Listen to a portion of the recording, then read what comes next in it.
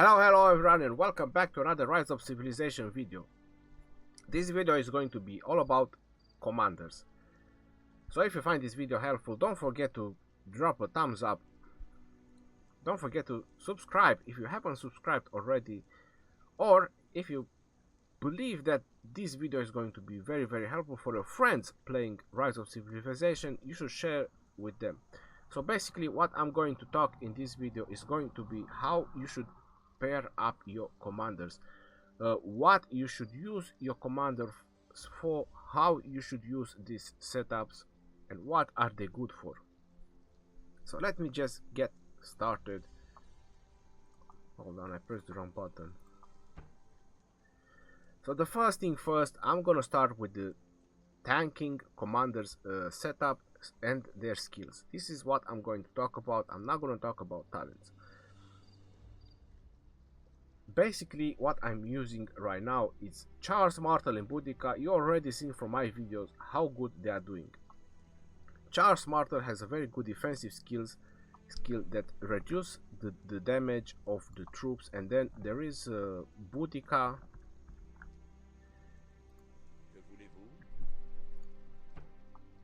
which reduce the damage of the enemy. It heals up your troops and restores some rage, which is very nice. And then it has this one that has a chance to increase to do a lot more damage. Now when you use this setup, is very important. My enemies will choke on their own blood. When you use this setup, it's very important that you try to select the strongest commander you're fighting with, so you are going to reduce his attack. This is a very important factor. I fight for my lost freedom. The reason I'm saying tanking setups is because when you are going to fight large amount of armies, or when you are going to fight like a lot of players, you need some tanking commanders to go in first. Even if it's 1, 2, 3 or 4 groups, these are the first groups that should go in the tanking setups. And in any tanking setup you need to have a little bit of healing, damage reduction, and some control abilities. Damage reduction on the enemies, it can be considered a control ability because you can control his damage, so it does a little bit less damage, and apparently it does reduce the rage as well. So that's why Charles Martel and Boudica, they pretty much work very nice together.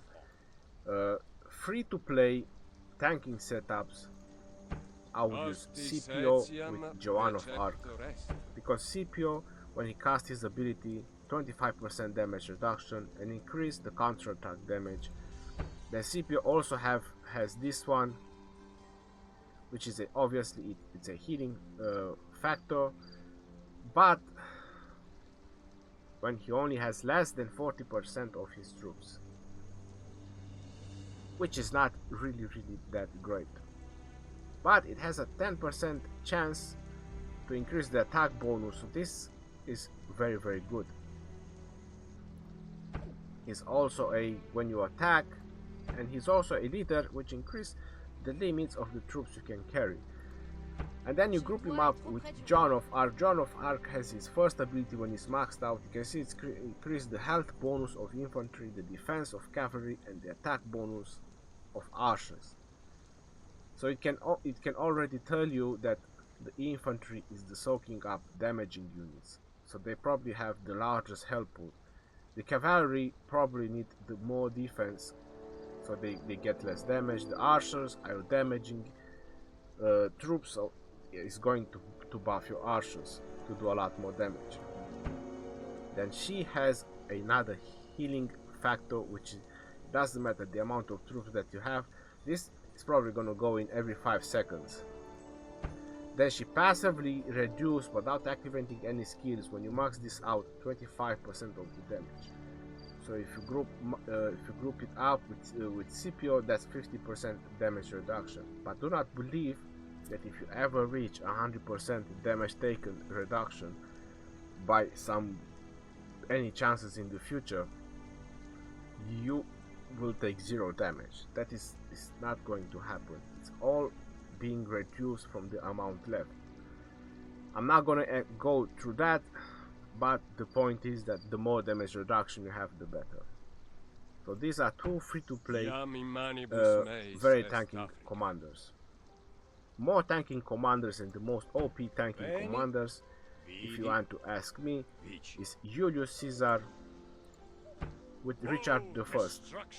These two commanders are the most overpowered tanking commanders. I would personally not use any legendary commander that his skills are level 1. It is very important that a legendary commander you maxed out not necessarily all of his skills, but his main skill. On every legendary commander, the main skill is probably the best one, except maybe El Cid. So the first skill is very important that you maxed it out before you start leveling up a legendary commander. Otherwise, they are not really that great. You can see my Julius Caesar. My Julius Caesar is very usable and he's very powerful. He is in my defense formation. He's the second commander on my defense formation just because of this first and second skill, which are the best skills he has.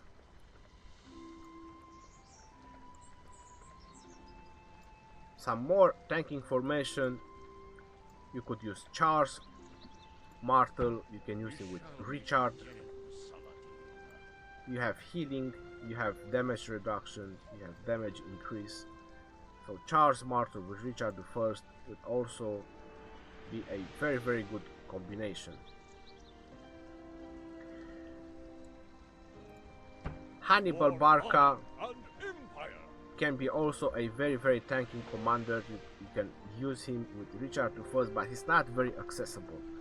It's not very accessible. You need VIP 10 to unlock him, and then VIP 11 and 12 and so on to buy his sculptures. But his first ability on Hannibal Barca is insanely good. The first ability. So if Hannibal Barca is level 10 with 5 skills, that's all you need on him. Then you can use him as a secondary commander. He's going to be OP. And you can use him with Richard I. You could use him with Julius Caesar as well, and he has a lot of options because of his first ability. Now let's talk about nuking setups and nuking commanders. The best nuking setup and nuking commander, but unfortunately you have to pay to get his sculptures, is Minamoto with Tomoe Gozen.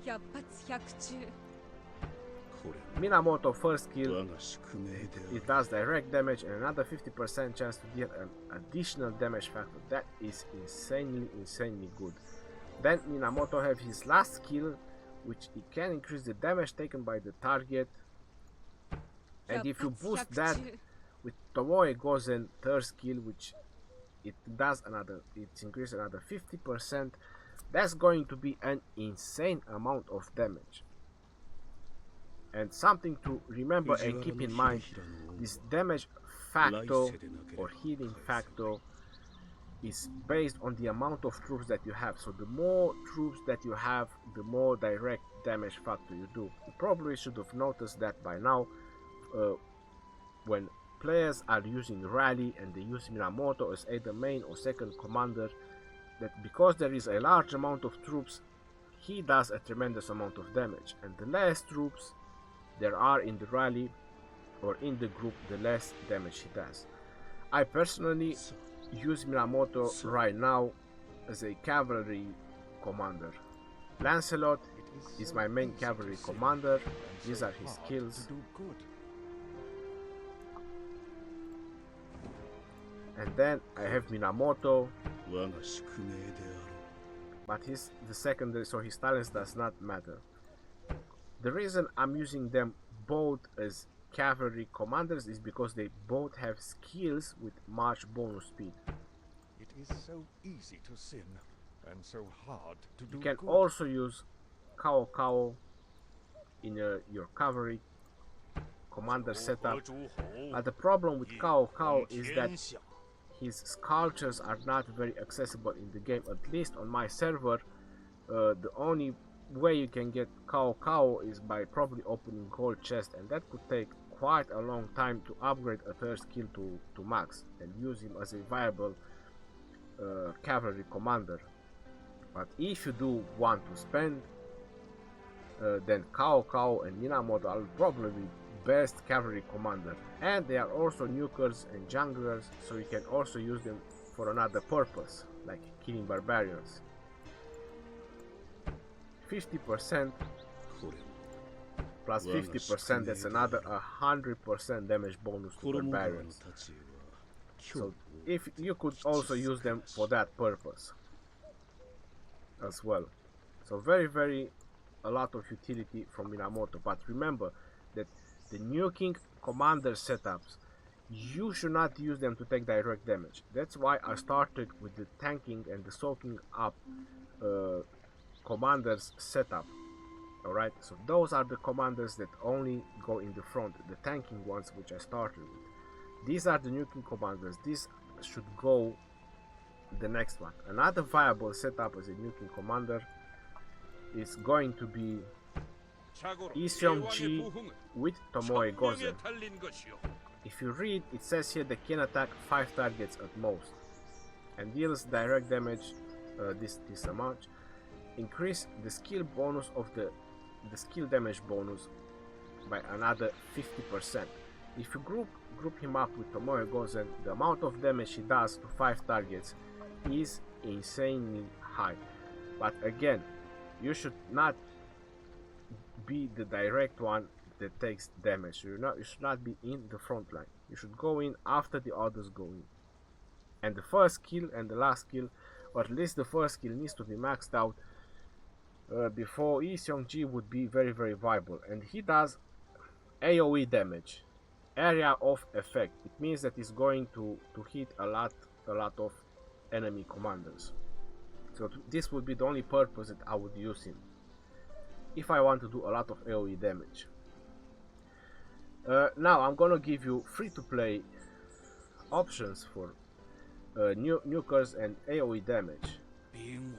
This would be Sun Tzu with Tomoe Gozen, his first kill, his last kill, and then it would be Tsunoki, first kill with Tomoe Gozen. So these are free to play nuking AoE commanders.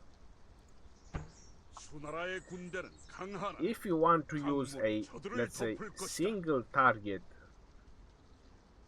nuking commanders, I would use Euji Mundok, because it does direct damage factor and reduce the defense with Tomoe Gozen, because he will also do some damage. It's not gonna be that high, but if you reduce the defense of the target, your troops will do a tremendous amount of damage.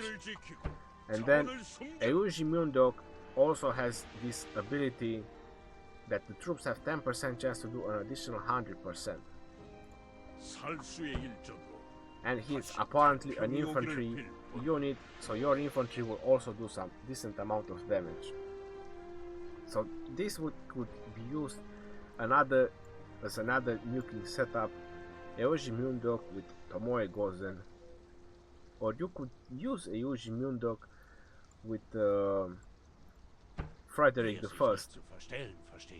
This would be another setup that I would try if I would have them, but again, you have to remember about the skills, especially when it comes to legendary commanders. If the skills they are not upgraded, for example like Frederick, which his first skill is the most important one, if you do not max this out, it's not going to be that great. He's also have a healing factor, which should be the second one that you maxed out, even if it triggers only every 5 seconds, but it's 1000 healing factor, which is quite a lot. So I would use him. I would use Frederick and Euji Mundo. I would try them out. They should be a very nice pair. You could also try as a viable setup, but not 100% sure. You could try Eoji Mundok with maybe Julius Caesar, but it's like 50-50 because the 30% damage bonus is not like a very hard nuking setup. It's more like a nuking defensive combination.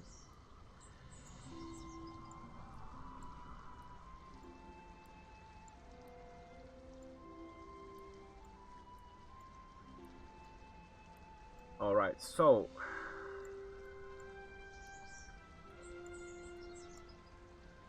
I mentioned about the support commanders. One of the support commanders would be Hermann because he's a disabler. El Cid because he's a disabler. And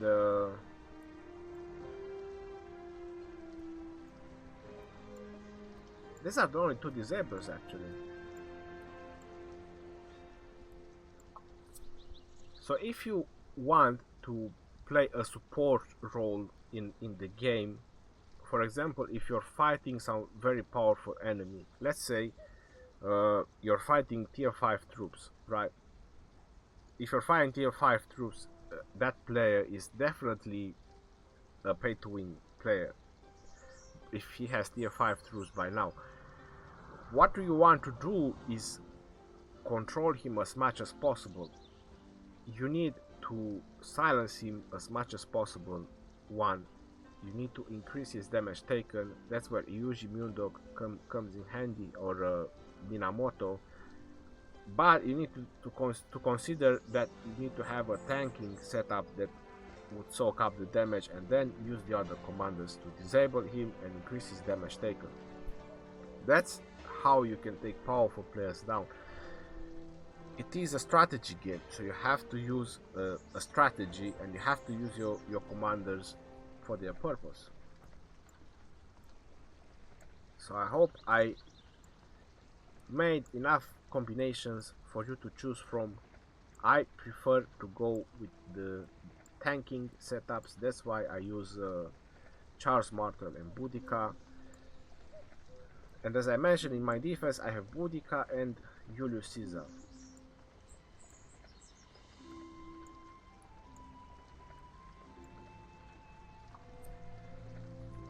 Alright then, I hope this was helpful. If you have any more questions or how you should pair up your commanders, don't forget to drop a comment in the comment section below. This is Legend Ronnie, and I hope you're going to find this very helpful. And if people have questions, don't forget to ask. I will help you. Until next time, this is Legend Ronnie. Peace out.